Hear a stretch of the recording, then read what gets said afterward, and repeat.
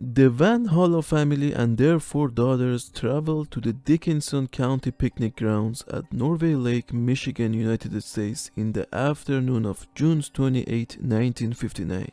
Around the dinner time, the family suddenly realized that 3 years old Carol had vanished. The family quickly searched for their daughter and notified the law enforcement. The complete search group was at the scene just 1 hour after the family realized she was missing. The search group consisted of 500 men, helicopters, and bloodhound dogs. The first night of the search, they didn't find anything, and the search group had a difficult time finding any leads. The dogs couldn't find the girl, although the handlers mentioned they did find her scent from time to time. After 13 hours of searching, the group was making its way through a heavy swamp when they thought they heard a crying sound. The group made its way through the swamp waist deep in the water and found Carol asleep on a small rock in the middle of water, crying in her sleep. The spot that she was found was 1 mile from where the family was having a picnic, but the experts believed she traveled 5 miles until she reached her location. Now, it's worth mentioning there was another missing incident that just happened 9 months before this one, which the missing boy was found dead 7 miles from where they found Carol. The situation of the other case was similar to Carol as well. Carol was taken to the hospital later on, and except having multiple scratches on her body, she was doing fine. Researchers show children of 1 to 3 years old who go missing are found 95% of the time less than 2 miles from the point they go missing on a flat ground. Carol had traveled 2.5 times that distance through the swampy area. How she got on the rock in the middle of water when adults were waist deep into the water when they reached her location remains a mystery to this day.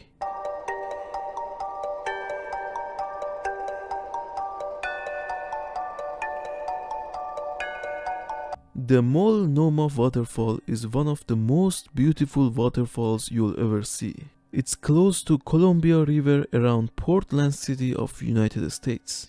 There is a mountain just south of the fall which is very rugged and wild. On December 4th of 1961, James McCormick Sr., his 16-year-old son James Jr., and their hunting dog left their residence in Portland to hunt bobcat in the mountain wildlife close to the Multnomah Fall.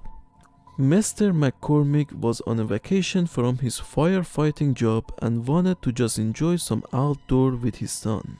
The weather started to turn bad on the first day of hunting. It started to rain heavily, and soon after, snow started to fall. The three were temporarily lost and spent the night huddled in a tree for protection. The next morning, they started hunting again but were lost again. At this point, for some reason, the James Jr. started to become delirious, and his father had to carry his 200-pound son for 3 hours before he became exhausted and had to put the son down for few moments. He told his son to stay put while he went to check on what he thought was car lights. He returned to the area just in minutes and couldn't find his son. He searched the area for an hour and left to get help. Many hours later, James Sr. stumbled into the Multnomah Falls Lodge. 200 firefighters from Portland responded to assist for the search for James Jr. They used canine dogs and plane to find the boy. Searchers found the case for the boy's glasses. They also found his socks and boots somewhat near where his father had lost his son. Later in the day, searchers found the boy's body on the bottom of a slight cliff 300 yards from where they found his clothing. He was dead. The appearance of the body made the searchers believe he didn't die from a fall. Several articles stated he may have died from exposure. Why would a 16-year-old boy remove his socks and boots just few hours after his missing, unless it was by force? What happened to James Jr. and what type of lights the father saw in the middle of wilderness which he thought were car lights remains a mystery to this day.